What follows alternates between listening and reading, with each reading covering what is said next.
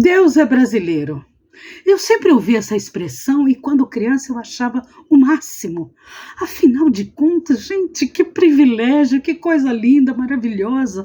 E eu usei isso durante muitos anos, durante muito tempo, e acreditava, estava acreditando no que dizia. Mas o tempo vai passando e a gente vai vendo as coisas de forma diferente, buscando respostas, esclarecimentos, né? Por tantas perguntas que a vida nos traz. Um presente inusitado foi quando eu me deparei com a doutrina espírita. E como muitos, assim que eu entrei na casa espírita, eu ouvi: veio pela dor, né? Eu acreditei. Claro, também, um espírito rebelde como eu, na época fazia sentido. A dor é uma bênção. Pausa dramática. Mas como Deus é brasileiro, aqui é a pátria do evangelho, então tá tudo bem. Calma. Socorro. Não é nada disso, né? E penso comigo, abençoado o estudo, sabe?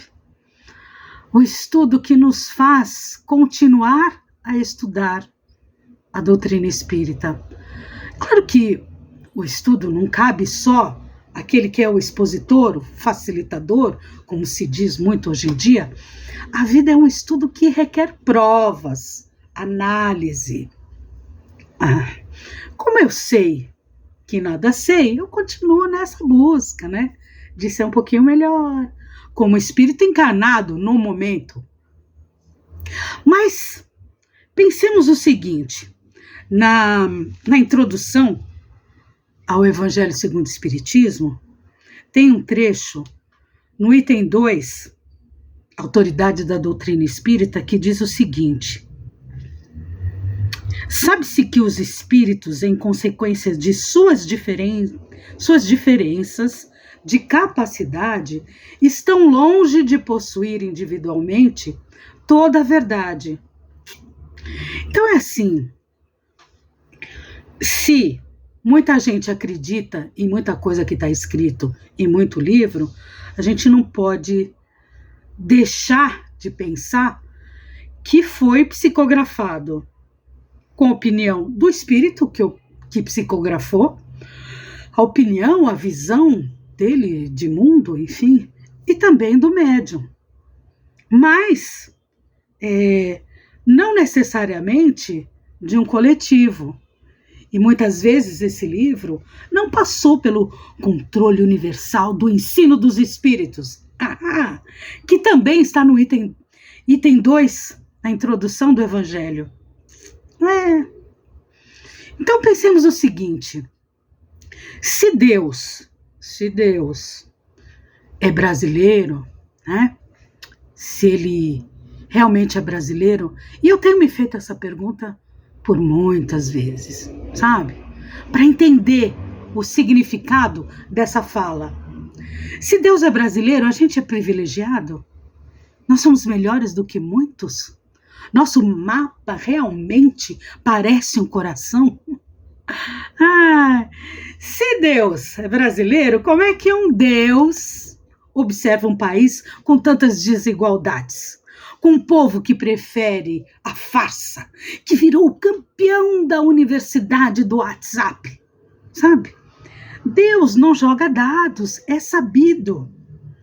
Assim como na primeira pergunta do Livro dos Espíritos, em que o Kardec pergunta: o que é Deus?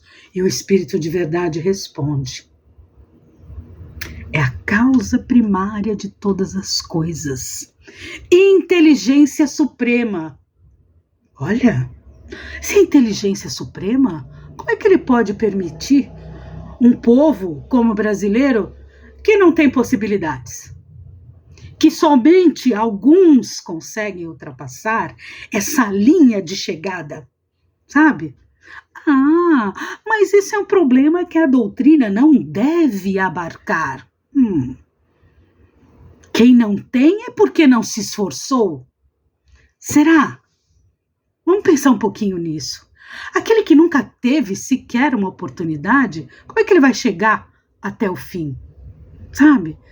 Aqui existe um povo lindo e muito explorado, massacrado. E isso não é política, no sentido pejorativo.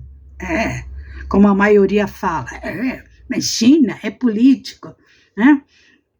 Não pende nem para um lado e nem para o outro. Isso é fato. Fato.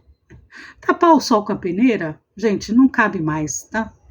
Deus não é brasileiro, o brasileiro precisa olhar para si mesmo, o brasileiro tem que se sentir fazendo parte do seu país, não só maldizendo, sabe?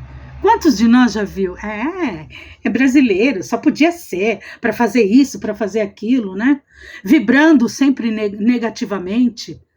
E depois usando como subterfúgio uma desculpa de que Deus está do nosso lado e que se está acontecendo o que está acontecendo é porque Ele, Deus, assim o quis. Na verdade, Deus está do lado de todos nós, sabe? Sempre. E a gente tem que entender que Deus age através de nós, no ato de fazer a outro o que nós gostaríamos que nos fizessem. Eu não posso me manter numa bolha, nem eu, nem ninguém, né? E achar que Deus me protege porque eu sou melhor do que o outro. Nem eu, e eu acredito que muitos não podem crer num Deus que seja seletivo, que privilegia principalmente os que já são privilegiados.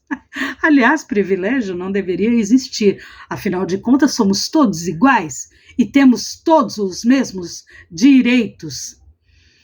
A fome assola esse país. A desigualdade assola o Brasil.